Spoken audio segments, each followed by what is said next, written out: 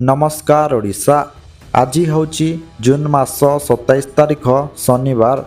आउ राज्य में मौसुमी वर्षा को नहीं आज पाणीपाग विभाग तरफरु बड़ सूचना आसीचे।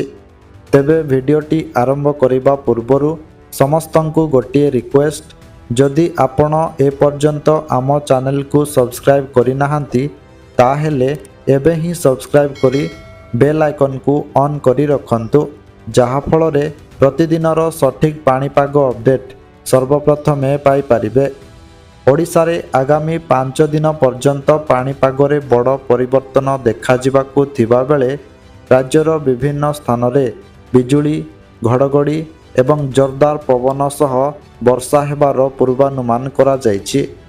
एही परिस्थिति को देखि जून 27 रु जुलाई 1 तारिख पर्यंत राज्यर अनेक जिला पाई ऑरेंज एवं येलो वार्निंग जारी करा जाइथिबा सह लोकमानंकु सतर्क रहिबाकु कुहा जायछि। आजि पाई विशेष भावे 19टी जिला को ऑरेंज वार्निंग एवं 11टी जिला को येलो वार्निंग जारी होइथिबारु किछि स्थान रे झड़ वज्रपात और घंटा प्रति अधिक बेगरे पवन बहिबार संभावना रहिछि। एहा सहित पाणीपाग विभागर सूचना अनुसार आसंता जुलाई 2 तारिख बेलू बंगोपसागर रे एक लघुचाप क्षेत्र सृष्टि हेबार आशंका रही एवं परे एहा अधिक सक्रिय होई पारे। जुलाई 1 तारिख पर्यंत राज्य रे स्वाभाविक तुलन में कम वर्षा रेकर्ड हेबार संभावना थिले मध्य परवर्ती समय रे पागरे बड़ परिवर्तन देखा जाई पारे।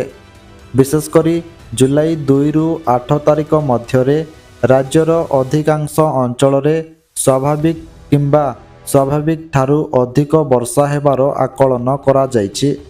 चलित मौसुमी ऋतुर प्रथम लघुचाप क्षेत्र खूब शीघ्र बंगोपसागर रे सृष्टि हेबाकु जाउथिबारु पाणीपाग परिस्थिति आहुरी सक्रिय हेबार संभावना रहिछि। विभिन्न पाणीपाग मॉडल एवं पाणीपाग विशेषज्ञ आकलन अनुसार जुलाई 2 किंबा 3 तारिख बेलू एही बलय धीरे धीरे सक्रिय होई लघुचापर रूप नहीं पारे। उत्तर बंगोपसागर सह ओडिशा एवं पश्चिम बंग उपकूलवर्ती समुद्र अंचल रे एही प्रक्रिया अधिक विकसित हेबार संभावना रहिथिबारु उपकूल अंचल रे पागर प्रभाव अधिक देखा जाई पारे। एही संभाव्य लघुचापर प्रभाव रे आगामी दिन रे ओडिशा रे मौसुमी वर्षार परिमाण वृद्धि पाइबा नहीं आशा करा जाइथिबा बेले पाणीपाग विज्ञान केन्द्र एहार गतिपथ उपरे निरंतर नजर रखिछि। अन्यपटे भुवनेश्वर स्थित आंचलिक पाणीपाग विज्ञान केन्द्र पक्षरु आज पाई गुरुत्वपूर्ण सूचना मिलिछि। आज राज्यर 19टी जिले में प्रबल झड़ वर्षा पाई ऑरेंज वार्निंग जारी होइछि। एहा सहित बाकी 11टी जिले में बिजुली घड़घड़ी सह वर्षा आशंका थिबारु येलो वार्निंग जारी करा जायछि। तेबे दर्शक बंधु, आज राज्यर केउं केउं जिला को सतर्क सूचना जारी करा जायछि एवं एबे गरमर प्रकोप संपूर्ण शेष होइथिबा बेले मौसुमी प्रभाव रे केउं जिला गुड़िकरे प्रबल वर्षा हेबो, ता सहित केउं जिला गुड़िकरे बिजुली घड़घड़ी सह वर्षा आशंका रहिछि, ता सहित राज्यर तापमात्रा आहुरी केते डिग्री सेल्सियस पर्यंत कमिबाकु जाउछि एवं एही मौसुमी वर्षा और जुलाई 1 तारिख बेलू सृष्टि हेबाकु थिबा लघुचाप को नहीं पाणीपाग विभाग कौन बड़ सूचना देइछि, एहार प्रभाव सारा ओडिशा रे किभଳି रहिबो ए नहीं संपूर्ण खबर एवं आपणक जिल्ला रे वर्षार स्थिति कौन रहिबो ताहा जानिबा पाई भिडियोटी को शेष पर्यंत निश्चय देखंतु। ता सहित चैनल रे नुआ करी आसीथिले आम चैनल जी न्यूज अपडेट को एबे ही सब्सक्राइब करी पाखरे आसुतिबा बेल आइकन को ऑन करी रखंतु। एहा द्वारा आपण सबुदिन पाणीपागर सठिक अपडेट सर्वप्रथमे पाई पारिबे। तेबे चलंतु डेरी न करी आजिर पाणीपाग अपडेट उपरे नजर पकाई नेबा। ओडिशा पाणीपाग को नहीं आसिला एक बड़ अपडेट। भुवनेश्वर स्थित आंचलिक पाणीपाग केन्द्र तरफरु आगामी 24 घंटा पाई ରାଜ୍ୟର ବିଭିନ୍ନ ଭାଗରେ ପ୍ରବଳ ବର୍ଷା ଓ ଝଡ଼ ତୋଫାନର ଚେତାବନୀ ଜାରି କରାଯାଇଛି। ଜୁନ୍ 27 ତାରିଖ ସକାଳ 8ଟାରୁ ନେଇ ଜୁନ୍ 28 ତାରିଖ ସକାଳ 8ଟା ପର୍ଯ୍ୟନ୍ତ ଏହି ସତର୍କ ସୂଚନା ବଳବତ୍ତର ରହିବ। ରାଜ୍ୟର 19ଟି ଜିଲ୍ଲା ପାଇଁ ଅରେଞ୍ଜ ଆଲର୍ଟ ଜାରି କରାଯାଇଛି। ସେହି ଜିଲ୍ଲାଗୁଡ଼ିକ ହେଉଛି ମାଲକାନଗିରି, କୋରାପୁଟ, ନବରଙ୍ଗପୁର, ରାୟଗଡ଼ା, ଗଜପତି, ଗଞ୍ଜାମ, ନୟାଗଡ଼, ଖୋର୍ଦ୍ଧା, ପୁରୀ, ନୂଆପଡ଼ା, ବରଗଡ଼, ସମ୍ବଲପୁର, ଝାରସୁଗୁଡ଼ା, ସୁନ୍ଦରଗଡ଼, ଦେଓଗଡ଼, ଅନୁଗୁଳ, ଢେଙ୍କାନାଳ, କେନ୍ଦୁଝର ଏବଂ ମୟୂରଭଞ୍ଜ। ଏହି ସବୁ ଅଞ୍ଚଳରେ ବିଜୁଳି ଓ ଘଡ଼ଘଡ଼ି ସହ ପ୍ରବଳ ବର୍ଷା ହେବାର ସମ୍ଭାବନା ରହିଛି। ଏହା ସହିତ ଘଣ୍ଟା ପ୍ରତି 40ରୁ 50 କିଲୋମିଟର ବେଗରେ ପ୍ରବଳ ଝଡ଼ ପବନ ବହିପାରେ। ଅନ୍ୟପଟେ ରାଜ୍ୟର ବାକି ସମସ୍ତ ଜିଲ୍ଲାରେ ପାଣିପାଗ ବିଭାଗ ତରଫରୁ ୟେଲୋ ୱାର୍ଣ୍ଣିଂ ଜାରି ହୋଇଛି।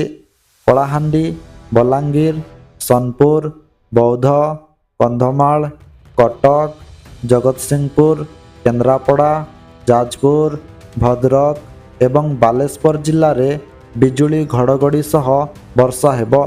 ଏହି ସବୁ ସ୍ଥାନରେ ଘଣ୍ଟା ପ୍ରତି 30ରୁ 40 କିଲୋମିଟର ବେଗରେ ପବନ ମଧ୍ୟ ବହିବାର ଆଶଙ୍କା ରହିଛି। ଆଗାମୀ 24 ଘଣ୍ଟା ମଧ୍ୟରେ ଝଡ଼ ତୋଫାନର ସମୟରେ ସମସ୍ତେ ସତର୍କ ରୁହନ୍ତୁ। ଅନ୍ୟପଟେ ଜୁଲାଇ 2 ତାରିଖ ବେଳକୁ ବଙ୍ଗୋପସାଗର ଅଞ୍ଚଳରେ ଏକ ଲଘୁଚାପ କ୍ଷେତ୍ର ସୃଷ୍ଟି ହେବାର ସମ୍ଭାବନା ଥିବାରୁ ଆଗାମୀ ଦିନରେ ରାଜ୍ୟର ପାଣିପାଗରେ ବଡ଼ ପରିବର୍ତ୍ତନ ଦେଖାଯାଇପାରେ। ପାଣିପାଗ ବିଭାଗର ଆକଳନ ଅନୁଯାୟୀ ଜୁନ୍ 30 ତାରିଖ ବେଳକୁ ଉତ୍ତର ପଶ୍ଚିମ ବଙ୍ଗୋପସାଗରରେ ପ୍ରଥମେ ଏକ ଘୂର୍ଣ୍ଣିବଳୟ ସୃଷ୍ଟି ହେବ ଏବଂ ପରବର୍ତ୍ତୀ ସମୟରେ ଏହା ଧୀରେ ଧୀରେ ଘନୀଭୂତ ହୋଇ ଲଘୁଚାପର ରୂପ ନେଇପାରେ। ଏହି ସମ୍ଭାବ୍ୟ ପାଣିପାଗ ବ୍ୟବସ୍ଥା ଗଠନ ପୂର୍ବରୁ ଅର୍ଥାତ୍ ଜୁଲାଇ 1 ତାରିଖ ପର୍ଯ୍ୟନ୍ତ ଓଡ଼ିଶାରେ ସ୍ୱାଭାବିକ ତୁଳନାରେ କମ୍ ବର୍ଷା ରେକର୍ଡ ହେବାର ସମ୍ଭାବନା ରହିଛି। ତେବେ ଲଘୁଚାପ ସକ୍ରିୟ ହେବା ପରେ ପାଣିପାଗରେ ପରିବର୍ତ୍ତନ ଆସିବ ଏବଂ ରାଜ୍ୟର ଅନେକ ସ୍ଥାନରେ ବର୍ଷାର ପରିମାଣ ବଢ଼ିବା ନେଇ ଆଶା କରାଯାଉଛି। ବିଶେଷକରି ଜୁଲାଇ 2ରୁ 8 ତାରିଖ ମଧ୍ୟରେ ଓଡ଼ିଶାରେ ସ୍ୱାଭାବିକ କିମ୍ବା ସ୍ୱାଭାବିକ ଠାରୁ ଅଧିକ ବର୍ଷା ହେବାର ସମ୍ଭାବନା ପାଣିପାଗ ବିଶେଷଜ୍ଞମାନେ ପ୍ରକାଶ କରିଛନ୍ତି। ଏହି ସମ୍ଭାବ୍ୟ ଲଘୁଚାପର ପ୍ରଭାବରେ ମୌସୁମୀ ବର୍ଷା ଆହୁରି ସକ୍ରିୟ ହେବା ସହ କିଛି ଅଞ୍ଚଳରେ ଲଗାତାର ବର୍ଷା ଓ ପାଗରେ ପରିବର୍ତ୍ତନ ଦେଖାଯିବାର ସମ୍ଭାବନା ରହିଛି। ତେବେ ଦର୍ଶକ ବନ୍ଧୁ, ଏହା ଥିଲା ଆଜିର ସମ୍ପୂର୍ଣ୍ଣ ପାଣିପାଗ ଅପଡେଟ୍। ସବୁଦିନ ଏହିପରି ପାଣିପାଗ ଅପଡେଟ୍ ଜାଣିବା ପାଇଁ ଆମର ଚ୍ୟାନେଲ ସହିତ ଯୋଡ଼ି ହୋଇ ରୁହନ୍ତୁ। ଆଉ ଆପଣ କେଉଁ ଜିଲ୍ଲାରୁ ଏହି ଭିଡ଼ିଓ ଦେଖୁଛନ୍ତି ଏବଂ ଆପଣଙ୍କ ଜିଲ୍ଲାରେ ତାତି ଓ କାଳବୈଶାଖୀର ପ୍ରଭାବ ତା ସହିତ ମୌସୁମୀ ବର୍ଷାର ପ୍ରଭାବ କିଭଳି ରହିଛି କମେଣ୍ଟ ବକ୍ସରେ ନିଶ୍ଚୟ ଜଣାନ୍ତୁ। ଭିଡ଼ିଓକୁ ଗୋଟେ ଲାଇକ୍ କରିବା ସହିତ ଅନ୍ୟମାନଙ୍କ ସହିତ ମଧ୍ୟ ସେୟାର କରନ୍ତୁ, ଯାହାଫଳରେ ସମସ୍ତେ ସଠିକ୍ ପାଣିପାଗ ସୂଚନା ପାଇପାରିବେ। ଆସନ୍ତାକାଲି ପୁଣି ଦେଖାହେବ ଏକ ନୂଆ ପାଣିପାଗ ଅପଡେଟ୍ ସହିତ।